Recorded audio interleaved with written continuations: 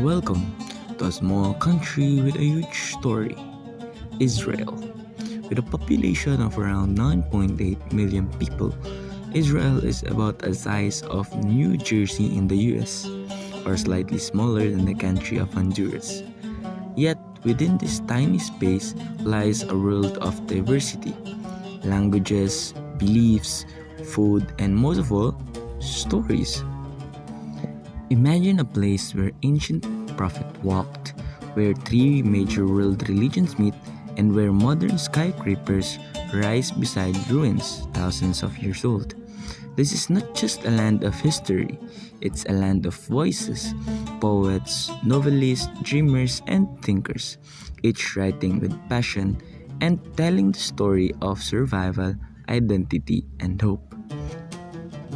So today, we will tackle about the heart of Israeli literature, a powerful mirror of its people, their culture, and their spirit. So buckle up, our literary journey begins now.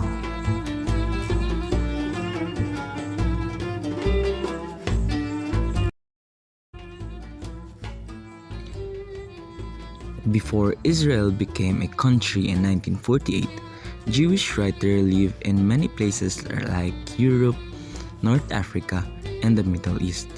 They wrote in different languages like Hebrew, Yiddish, and Arabic, and dreamed of one day returning to Israel. A big movement called Zionism inspired writers to imagine a new Jewish homeland. One important poet, Hayim Nahaman Bailik, wrote with heart, using old stories and emotion. He helped bring Hebrew literature back to life. After Israel was born, writers focused on the real-life struggles, wars, and starting over in a new place, and trying to bring together with many kinds of Jewish peoples. Their writing became a way to build the spirit of a new country. In 1950s to 1960s, Israeli literature started fresh. These early books talk about war, sacrifice, and building a new home.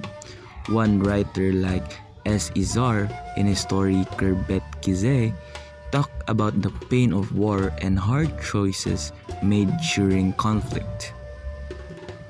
In 1970s and 80s, Israeli literature looked within like how the war influences them. Writers like Amos Oz and A.B. Yeshua and David Grossman ask big personal questions like what does war do into their hearts? How does their past shape who they are? And how can people from different places become one community? In 1960s up until now, Israeli literature made many different voices. Modern writers talk about peace, identity, gender, and religion. They show the struggles between religious and non-religious people like Jews and Arabs, old traditions and modern life, and some like Edgar Garrett write strange, funny, and touching stories. Other like Said Kashwa talk about feeling caught between the two worlds. Amos Oz. In his book A Tale of Love and Darkness, Oz shares his family's move from Europe to Israel and his mother's death.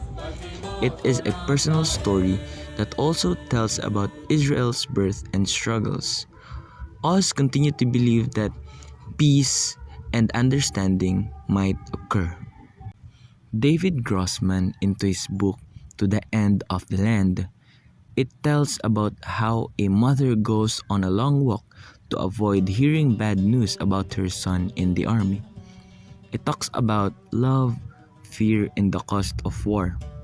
Grossman, who lost his own son during war, writes from his heart. Edgar Garrett. Garrett's stories like in Suddenly a Knock on the Door are short, weird, funny, and sad. He speaks for young Israelis who feel confused by politics, technology, and daily life. And lastly, Sayed Kashua. In Dancing Arabs, Kashua tells the story of how growing up as an Arab in a mostly Jewish country, the main character feels he doesn't fully belong in either world. Kashua uses humor to explore identity and his belonging. Israel is made of people from everywhere, like Morocco, Poland, Russia, Ethiopia, Yemen, and more. This mix of people shows up in stories through food, language, and family traditions. The book describes that the Israelites like the smell of spicy shakshuka in their kitchens, and also their families shared challah bread on Friday nights, and their loud, colorful markets with fresh fruits, olives, and sweet.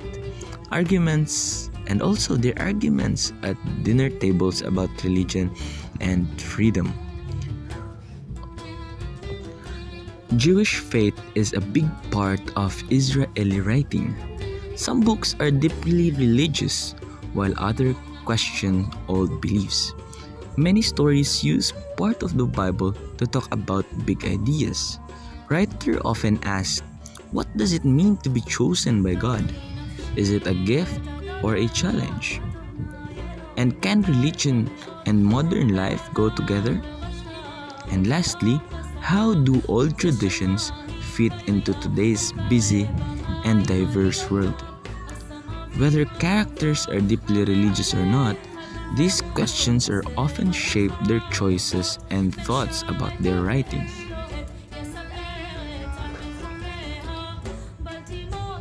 Israel also reflects the Jewish calendar. Like every other nation, it is also full with meaningful festivals. These celebrations shows the spirit, memories, and values of the people. Now we would tackle about their 7 key festivals. First is Rosh Hashanah, a Jewish New Year, a time for reflections and new beginnings. Second is the Yom Kippur, or the Day of Atonement, a quiet, serious day of prayer and forgiveness. Third is Sukkot, or we known as Festival of Booths or Feast of Tabernacles. It commemorates the journey in the desert by eating in outdoor shelters. Fourth is Hanukkah, Festival of Lights, celebrating miracles with candles, songs, and fried foods. Sixth or fifth is Purim, a joyful holiday with costumes, storytelling, and giving gifts based on the Book of Esther. Sixth is the Passover or the Pesach, a spring holiday marking freedom from slavery in Egypt. Stories of Moses and the Exodus are retold at the family table. And lastly is the Shavuot. It celebrates the giving of the Torah. People eat dairy foods and read sacred text. And these holidays often appear in books like Bible, and it helped readers connect to the family tradition and their cultural roots.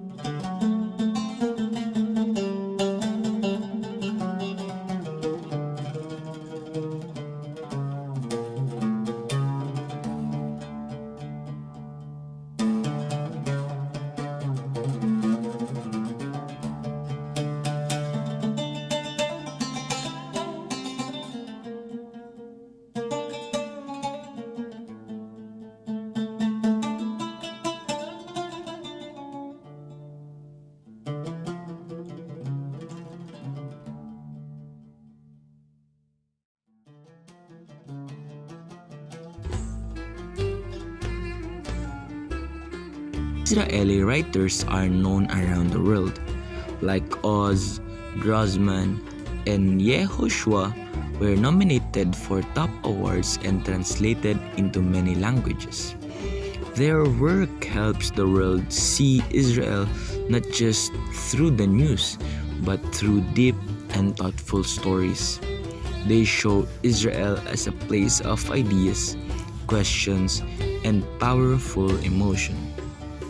In the end, Israel literature is more than just a book. It tells the story of a country trying to find itself. These stories are about family, faith, their conflict, their culture, and everyday life, from the quiet of the desert to noisy streets from old prayers to new slang, and these writers turn real life into amazing stories. Amos Oz once said that every man and woman is a story, and a story, if told well, can open hearts and minds. So let us keep reading.